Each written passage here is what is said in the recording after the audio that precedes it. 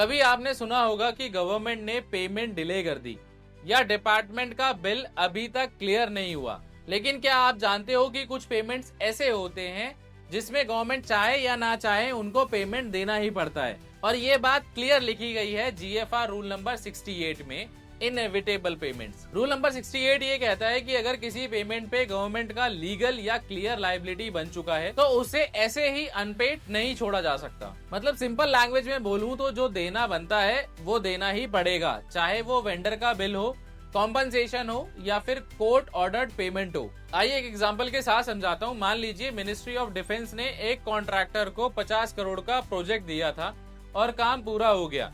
अगर पेमेंट का claim clear है और वेरिफिकेशन कंप्लीट है तो रूल नंबर 68 के मुताबिक गवर्नमेंट उसे डिले नहीं कर सकती, क्योंकि ये इनएविटेबल पेमेंट है जो आर्टिकल 114 के पार्ट 3 के अंडर प्रोटेक्टेड है। इसी रूल का दूसरा पार्ट ये कहता है कि आगे वाले बजट या डिमांड फॉर ग्रांट्स बनाते टाइम गवर्नमेंट को ऐसे एंटीसिपेटेड लायबिलिटीज के लिए प्रोविजन पहले ही रखनी होती है ताकि बाद में कोई भी डिले ना हो।